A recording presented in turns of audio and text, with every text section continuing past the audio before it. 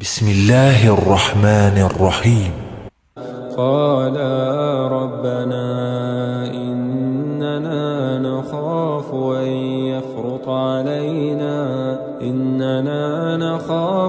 يفرط علينا أو أن يطغى قال لا تخافا إنني معكما. Nereye gitmek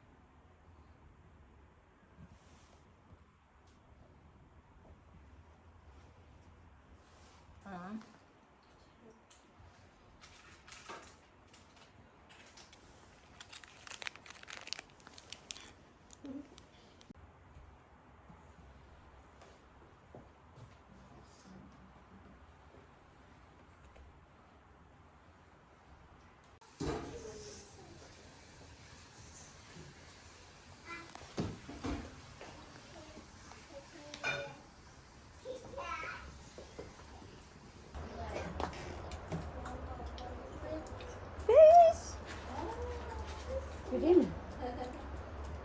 Tabak getir, kenarda ver. Ne gelmişsin? Ben az bir şey yaptığımı hiç gördün mü?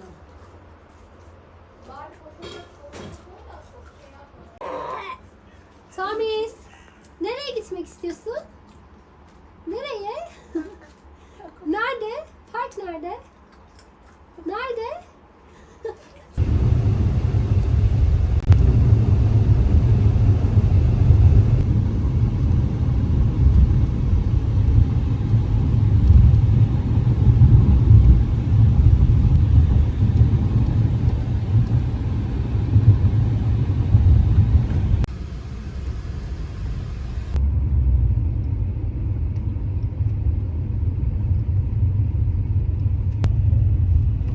Nasıl bir araba ya bu gemi?